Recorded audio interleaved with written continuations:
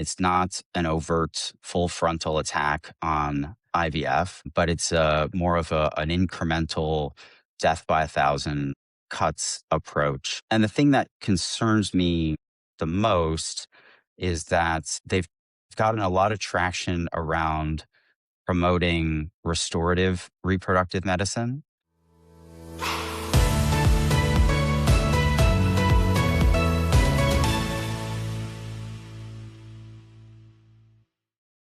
RRM, Restorative Reproductive Medicine. A large number of fertility doctors have asked Inside Reproductive Health to cover this topic. There's more angles to take, certainly more of you that we could involve, but we decided this would be a good topic to cover for the fertility lawyer, Matt Maruca. Matt has been Inception Fertility's chief legal counsel for 7 years, and he's heavily involved with the Fertility Providers Alliance. You might know them as FPA. Matt updates us on IVF-hostile legislation from places like Alabama, South Carolina, Florida, Tennessee. He shares what he's ideating on with regard to tort reform that would benefit you, IVF providers, his thoughts on the outsized voice of the donor-conceived community, and IVF-helpful legislation that the Fertility Providers Alliance will be trying to advance in the not too distant future. Matt isn't just a resource for people who work for Prelude and Inception. They've generously made him available to those involved in the Fertility Providers Alliance. So if these topics are important to you, you might want to get involved with the FPA. You can reach out through any of the links, or if you'd prefer a warm introduction, I'd be happy to make that for you. Now get up to speed right here.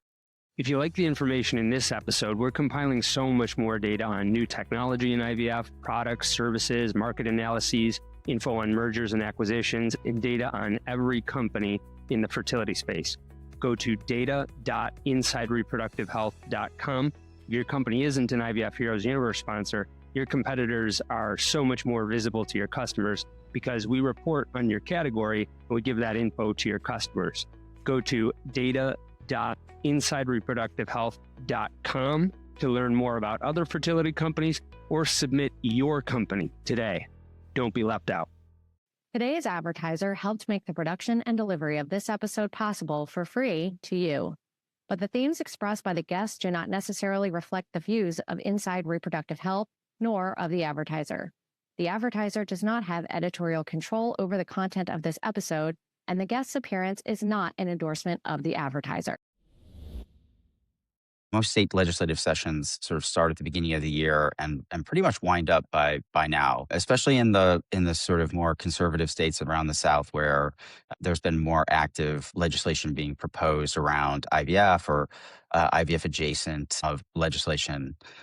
And so it was an eye-opening last few months. I think as an industry, it was a successful several months in terms of getting our message out around what potential proposals and legislation could negatively impact IVF and explaining to legislators sort of how they can, best protect IVF, or if they're looking to propose legislation, sort of rallying folks to sort of oppose things that could be harmful. So it was an interesting and eye-opening session and a largely successful session for protecting access to care across the whole spectrum of the services that clinics in our space offer.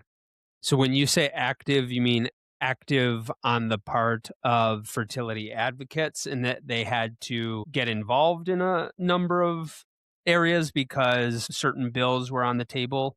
Yeah, active in that sense. I mean, there was legislation proposed across multiple states that could have had an impact on our industry, and active in the sense that the industry, FPA, which I was involved in, ASRM, other groups across the country rallied to make sure our voice was heard. Are each of these pieces of proposed legislation getting to the same level, or some like they're at committee and then some get beyond committee? And tell us about which states did what. Sure. And it might be a little much to get into, too much of a state by state analysis. I don't want to get too lost in the details, but I think what we saw this year was that the folks in, let's call it the sort of pro-life movement, who have moral or ethical objections to IVF practices, they had been struggling really since the overturn of Roe versus Wade to find a way I think, largely to sort of be pro-life, but also not being overtly anti-IVF. I think there's a acknowledgement that this is an 80-20 issue in the minds of voters, with with most voters pretty strongly supporting access to IVF care. What I see is that group, and it's sort of a loose coalition, right? It's largely led, I think, a lot by the Heritage Foundation, but it's a looser group. It seems that they have coalesced around a more coherent strategy, which unfortunately it does have the possibility to restrict IVF. But the strategy, I think, really borrows from the anti-abortion playbook, and it's not an overt full frontal attack on IVF, but it's more of an incremental death by 1,000 cuts approach. And the thing that concerns me the most is that they've gotten a lot of traction around promoting restorative reproductive medicine.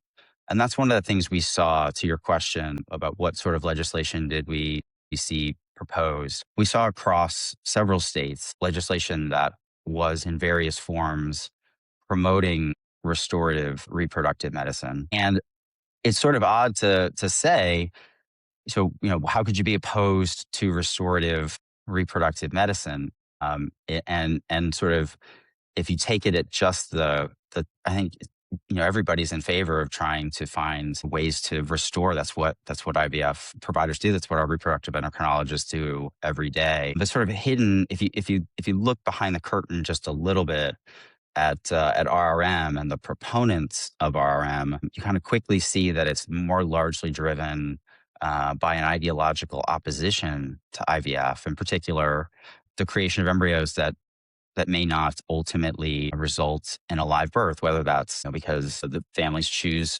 not to proceed with embryos, or they arrest in the lab. But there is that sort of moral objection. And so, for example, the governing body for RRM practitioners, this is a governing body, but the sort of coalition, the ASRM version of restorative reproductive medicine providers, it specifically states that if you're part of that group, you won't promote procedures that involved assisted reproductive technologies, and specifically IVF. And so the concern with the promotion of RRM is that it really is sort of anti-IVF. And I worry that it's a little bit of a Trojan horse, because you could quickly see that if you start to propose legislation that, say,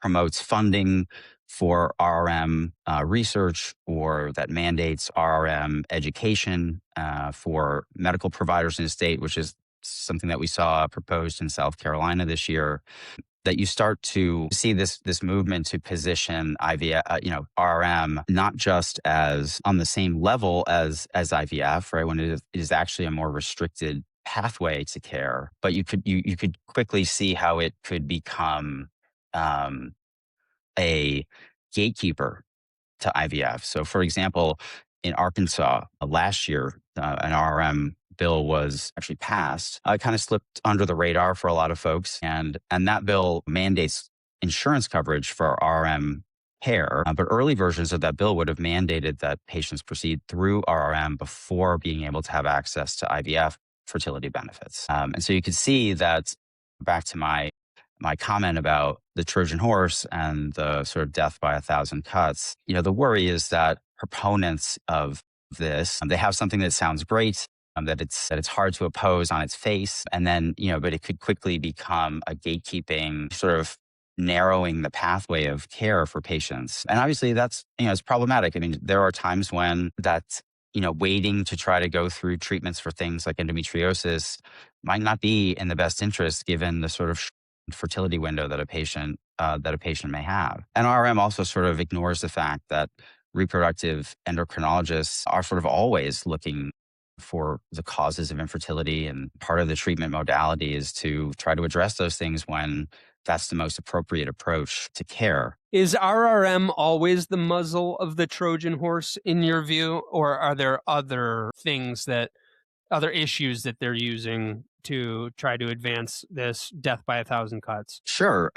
There's others. They all seem to float around that a little bit. So, for example, this year in Florida, there were two potentially highly problematic bills that were proposed. One that would have significantly curtailed access to the use of gestational carriers in the state. And there was, in fact, a law that was passed that restricted in a small way the ability of folks from certain countries to utilize surrogates or excuse me, gestational carriers in the state. But the more problematic bill that was proposed involved informed consent. And similar to RRM, it was proposed as, hey, this is great. We should have really clear rules about informed consent before proceeding to IVF treatments in Florida. That bill was really not about informed consent. It was about trying to divert patients away from proceeding with IVF care. The proposed rules were overwhelming. They required re-consenting at every step of the process in a way that, with updated data that was wholly unworkable for any clinic. Had significant penalties for not complying with these reconsenting processes. Ignored the fact that pretty much every clinic across the country is using some permutation of the SART consent forms. And it had detailed descriptions within the mandated content of the informed consent, pushing folks really towards restorative reproductive medicine approaches. And so while it might not be directly touching on RRM, it is sort of adjacent to it. Who's writing these bills, Matt? Is it the Heritage Foundation, like drafting the language and then giving it to an eager state assemblyman or state senator and saying, here you go? Or is it some kind of local group that latches on to a legislator and then they borrow language from there? Like who's actually writing these different pieces? Yeah, great question. It's a mishmash. There is a sort of model RRM type bill that the Heritage Foundation has put out there publicly. I think, like, for example, in Florida, there's one particular legislator that was drafting those bills. They were sort of informed, I think, a little bit by the model legislation, but I think it's a little bit of sort of a mishmash of things. Yeah, I think the thing that is concerning is that even folks who are staunch allies of IVF they don't really understand what RRM is about. And so one of the things we saw was that some supporters of the RRM proposed legislation in South Carolina, for example, really truly felt that was something that was in the best interest of IVF practitioners. FPA, stepped in and tried to provide some education about what RRM really meant for IVF, and the folks that had been supporters, it was really eye opening to them. They sort of pivoted on a dime and realized that this wasn't what they thought it was. And so that's sort of the concern. You definitely have people who are sort of doing this intentionally and looking to that for guidance and understand what it is. And then you have another group that have promoted bills like this, not really understanding what they were doing, thinking that it was in the industry's best interest, when I think it really is not. What lessons has the Heritage Foundation learned, if any, from the aftermath of Alabama? When you and I last spoke, I want to say you said something along the lines of Alabama might be the most IVF-friendly state now because of the legislation enacted as a response to that. And I imagine if you're the Heritage Foundation, you're going to say, we don't want that to happen again. Have they learned any lessons from that? If so, what are they doing?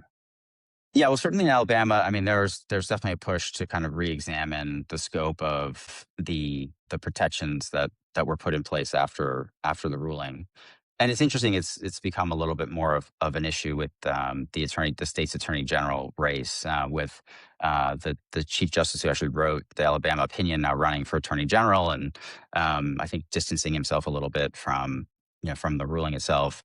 But I think the lesson that Heritage came away with was that IVF has a great deal of public support, and that they needed to retool their messaging and approach to sound more reasonable. And so a lot of these things that are being proposed on, from let's call it a marketing perspective, they sound reasonable on their face. And that's the concern, especially with RRM. It was a concern I had with some legislation that was proposed and ultimately passed in Tennessee. But I think what they learned was that they have to be very careful in their messaging. Tell us about the legislation that was passed in Tennessee. Yeah, so there's now a certification process for IVF providers in the state. They are now mandated to be members of SART or an equivalent organization. There really aren't a lot of equivalent organizations, so it's sort of a SART mandate. The legislation is fairly narrow. It does require some additional SOPs to be in the clinic related to making sure that there's a custodian of tissue of sort of last resort. There were some lessons learned in that state from an IVF clinic that went out of business fairly quickly, and it was a really unfortunate situation. The state got involved. One of our clinics from Inception actually stepped in and offered to become the custodian and worked with the state to make sure the tissue was safe, and we've continued to do that for the last few years. So I think that's actually a really positive development. I think that's an important piece for every fertility clinic to have plans to ensure the safety of tissue in the event of some unforeseen financial crisis or something that might impair their ability to continue business. But my worry a little bit about it is now creating a regulatory oversight of IVF, sort of singling out IVF, unlike a lot of other practices. And it concerns me that we're now looked at sort of differently and subject to more a heightened level of scrutiny, which I don't think it is warranted. But, the certification process is sort of what they call a shall issue, requirement, which is something that FPA fought for and was, able to make sure that was ultimately in the bill. So there really shouldn't be a lot of ways that that providers can get tripped up, or that the state could at some point sort of throttle the industry. But it is creating a new regulatory scheme for IVF providers in the state. So I wouldn't call it, on its face negative bill, but it's just something that we need to keep an eye on. Is it almost entirely the case that when you are seeing legislation involving restricting IVF in some way or adding regulations or oversights, that it is people that are targeting IVF, the example that you give in Tennessee, maybe using an opportunity to then sort of limit IVF? Is there any examples, like I'm thinking of the wildfires in California or the bombing in Palm Springs, which I didn't even consider how first responders would have to deal with the handling of embryos in a situation where the power's out and there's just been an explosion, and until Resolve had the two firefighters at their gala. And I was like, damn me for not thinking to interview those guys. Are incidents like those spurring other kinds of legislation that would impose more oversight of IVF that isn't targeting IVF, or is it almost always people are targeting IVF when they're bringing this kind of legislation forward? Well, no, I mean, it sort of depends on where you're looking. For example, New Jersey proposed some new lab regulations. It's certainly not an anti-IVF state, but they've imposed some additional certification requirements and lab standards that are unique. And I wouldn't say that they're anti-IVF, but they do make things a little more difficult. I mean, I don't think that the industry wants to take the position that we should never be subject to any sort of regulation.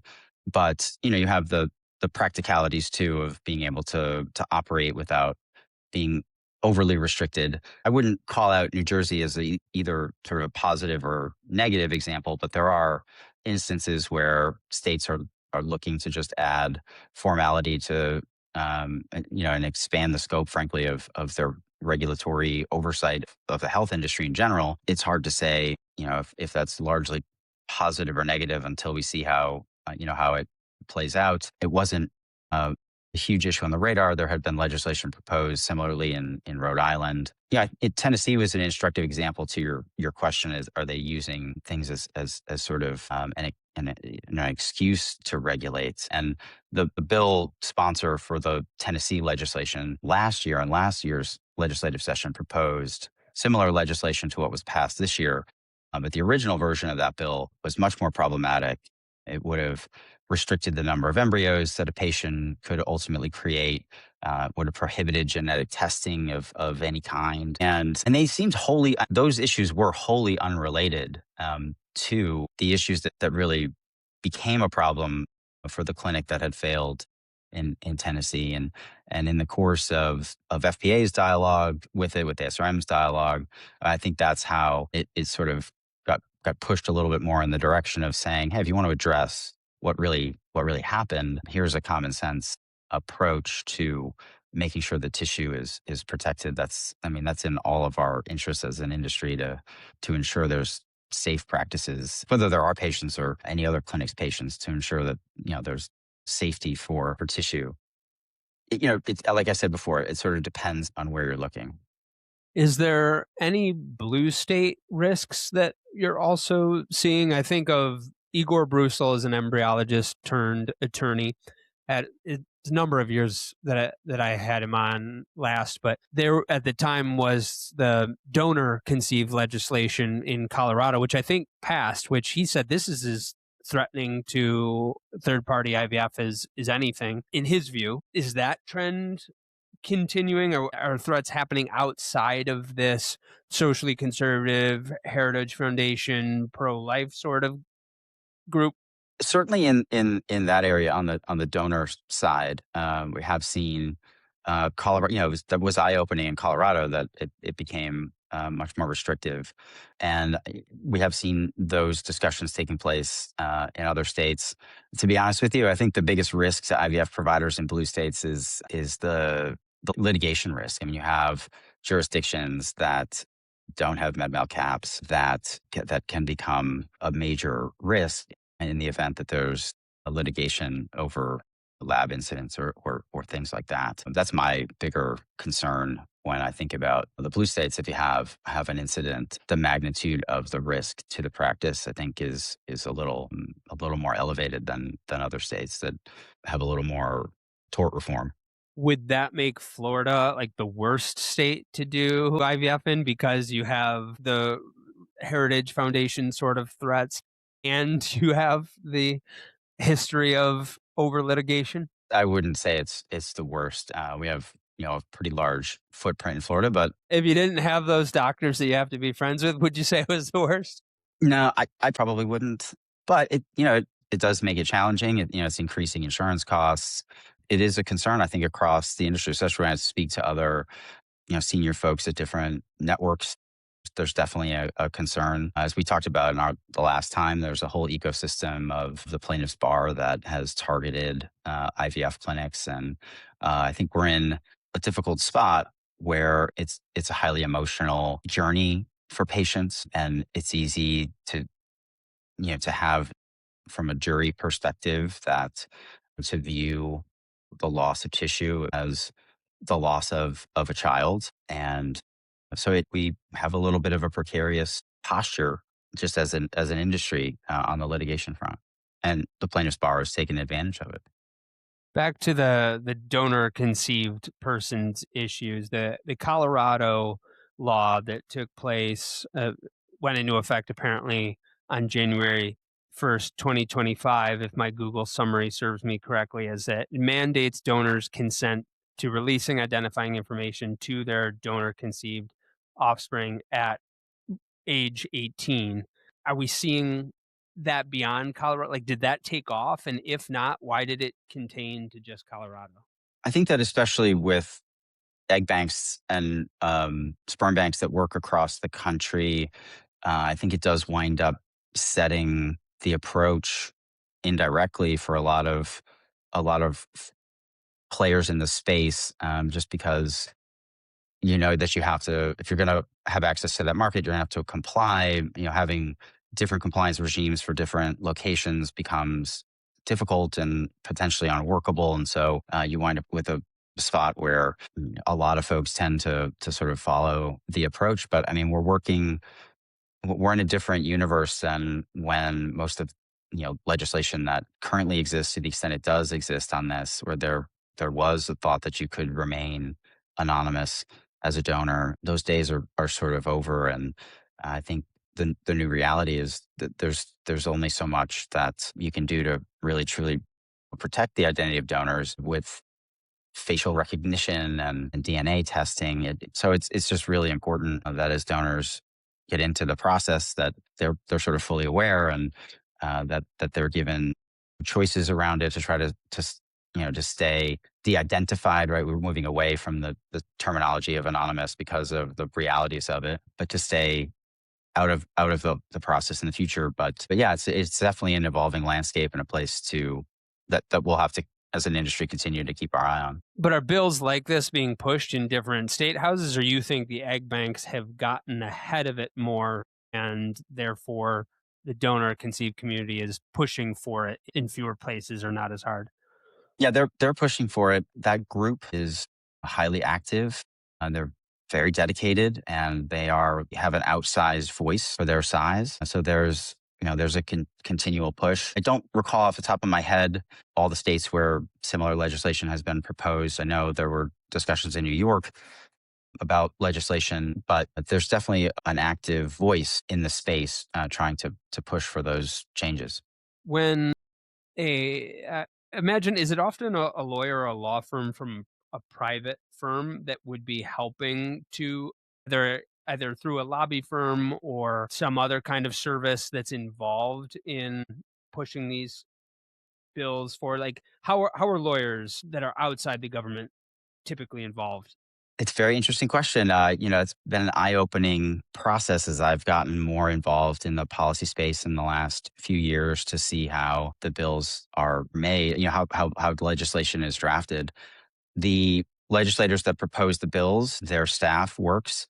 Some of them have lawyers involved. Some of them don't.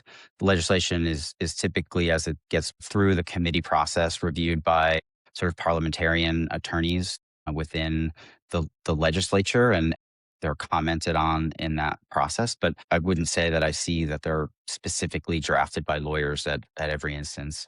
So I'm just wondering if there's a lawyer that has success in, maybe if they were involved in Colorado or South Carolina or wherever, that then they say, "Hey, I got this passed in South Carolina and Colorado. Let me come to you, Wyoming or New Jersey or whoever." Does that happen where whoever's getting bill pushed in one area then goes to get it through other areas? There is. It's not driven by the lawyers or the law firm. There's definitely a copycat approach to legislation, and we see this, and it is a concern. And it's why groups like FPA have been really focused on states where we actually have no members or very few members. Is that risk of contagion? It can be easier to pass IVF restrictions in states where there's not a counterweight voice on it because there's really not a lot of IVF cycles taking place. But we see that, and that's not just specific to IVF. I think it's just the way that legislation proliferates across the country and our federal system. You have groups like I believe it's the Council on State Government that have a compendium of sort of model legislation, and legislators, when they start to think about drafting bills, they often look to other states in the area where they're focused, and they borrow and modify, but that is absolutely highly prevalent approach to legislation, and why I think it's important as an industry we continue to look to organizations like ASRM and FPA to speak for the industry in areas where there's not a voice sort of on the ground that's prominent enough to afford a lobbyist to go to the state house and do that education for legislators to understand what the positives and negatives of a potential proposal. In national politics, we're used to partisan politics being sharply divided, sharply polarized, and deeply ideological, that even if a legislator wanted to support or oppose something, they often can't because of the party apparatus. Is that equally as true at the state and local levels? Yes, I believe that it is to a certain extent. I think there are instances where sort of the support of a particular industry group might actually be harmful in getting things proposed. whether it's unfortunate or unfortunate. I think sometimes, for example, if Planned Parenthood weighs in on a particular issue on the IVF space, it actually may push away support for some pro IVF inclined moderates or conservatives. So I think as an industry, we have to be careful about how we position things. I think that's why it's often important to try to stay out of the culture wars and be fact based. I mean, we have as an industry the fact that voters want to protect IVF, and that is persuasive to legislators, regardless of their party affiliation. And I think staying out of the culture wars and trying to leverage that public support by being a neutral supplier of factual information can be an effective approach, because it doesn't have, when you take that approach, there are doors that are not, shut to you to have those conversations. I hope people heed that advice. Oftentimes people like to get in on the culture wars and they want to associate with other issues. And then they like to ask the question, well, why are so many people opposed to IVF? As you stated, most people aren't opposed to IVF. 80% of people are favorable to it.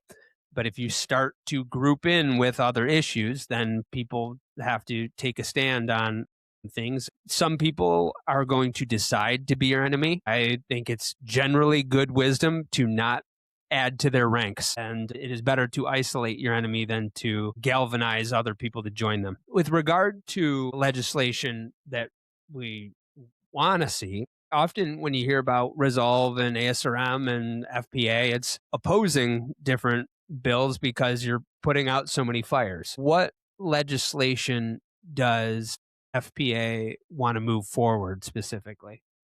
That's a great question. And that will be a significant discussion over the summer with the Legislative Affairs Subcommittee and the board to figure out what our approach might be.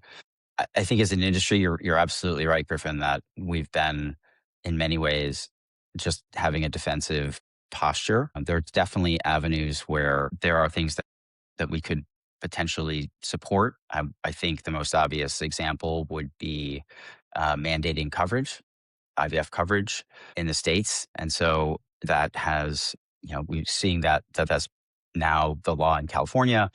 There's other states, and that could be an avenue where we could probably find a broad base of support. I think that's good, not just for the industry, but for patients, and to put the treatment of infertility, recognizing that it's a disease and putting it on par with any other medical condition. I think that is something that we should all support as an industry. There may be other avenues, issues around, ensuring, for example, we had legislation in Tennessee and Georgia last year that enshrined a right to IVF for citizens of those states. And even though I don't think that was necessarily a needed legislation, right, from just a technical legislative perspective, there was nothing that was really going to restrict IVF in, like, for example, in the state of Georgia.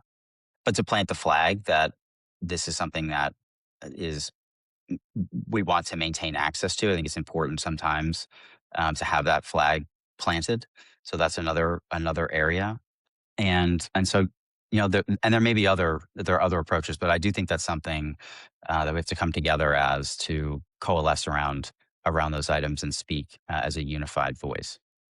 Do you ever see a force pushing too far in that direction in terms of IVF being a right? Because when you have a tradition of a constitutional republic and the preservation of rights that meets a consumer capitalist marketplace, oftentimes that discussion of rights can get co-opted by the American consumer gets what the American consumer wants. And do we have to, in the not too distant future, worry about someone saying, well, I'm 60, but this is my right, and therefore someone should have to treat me or someone should have to pay for my gestational care? Or do you worry about coming from that direction? I don't at the moment. I think just anytime you step into the political space, you're going to have actors that can push things to extremes, but sometimes that's sort of obvious. I don't know that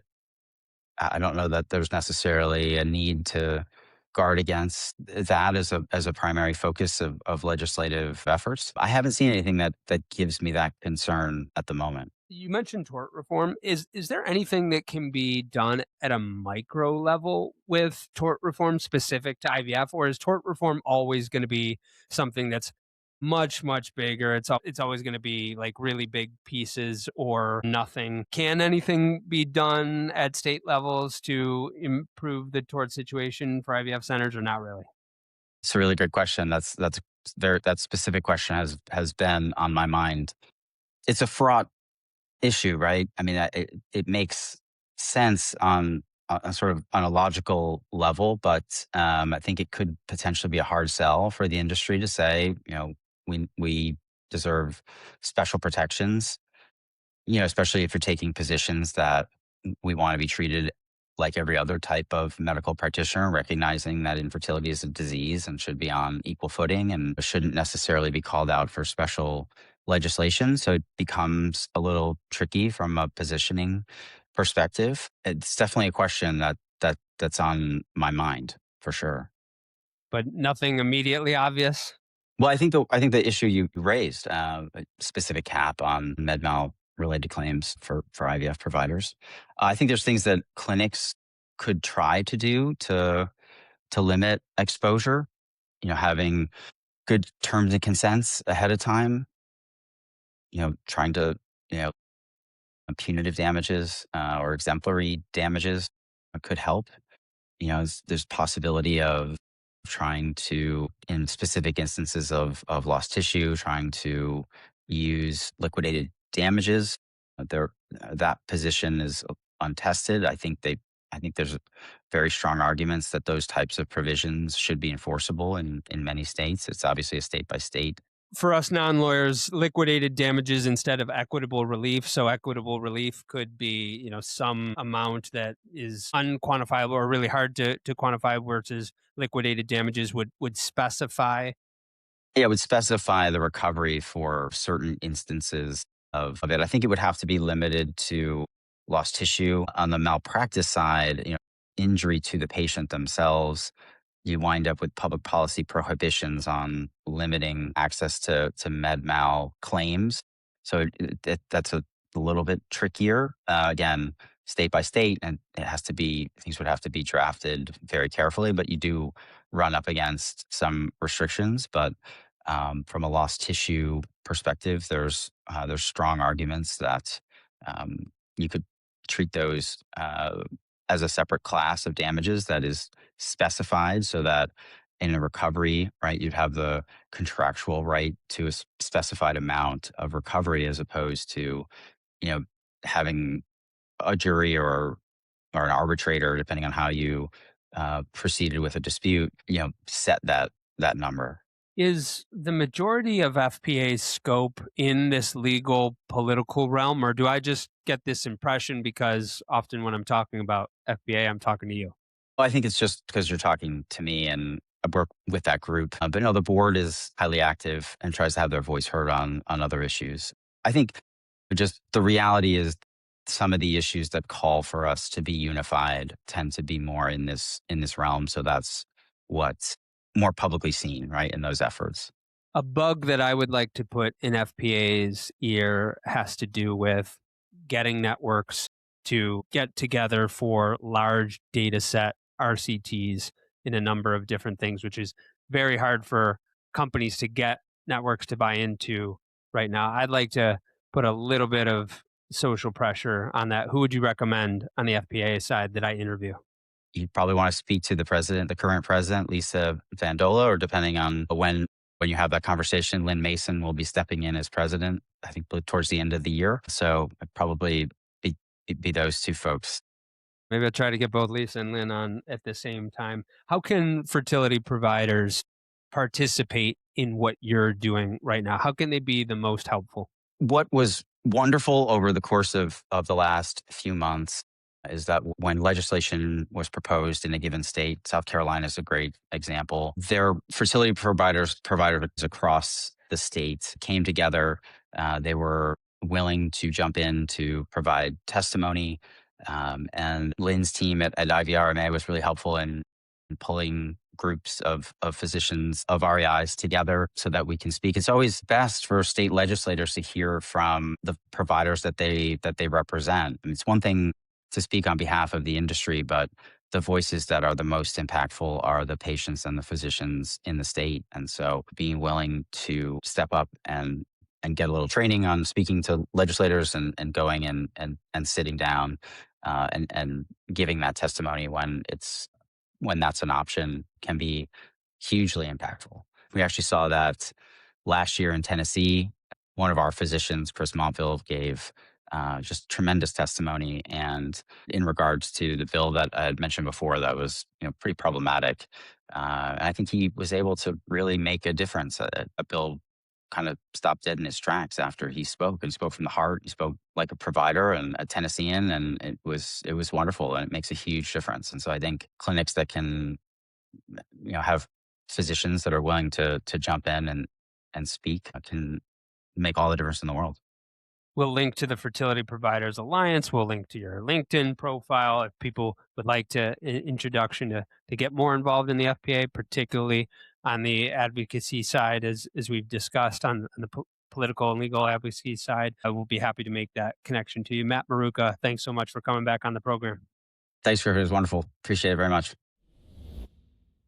Go to data.insidereproductivehealth.com. That's where we're compiling so much data on new technology in IVF, products and services, market analyses, info and mergers and acquisitions. Every data point that we can on the field writ large and the companies in the fertility field, we're compiling there. Go to data.insidereproductivehealth.com as we build that over time. And if your company isn't an IVF Heroes Universe sponsorship, your competitors are getting more visibility because we report on your category and we give that to your customers. We do that multiple times per year, and we do it around big events like ASRM and ESHRE. Go to data.insidereproductivehealth.com and submit your company today. Don't be left out. Today's advertiser helped make the production and delivery of this episode possible for free to you. But the themes expressed by the guests do not necessarily reflect the views of Inside Reproductive Health, nor of the advertiser. The advertiser does not have editorial control over the content of this episode, and the guest's appearance is not an endorsement of the advertiser.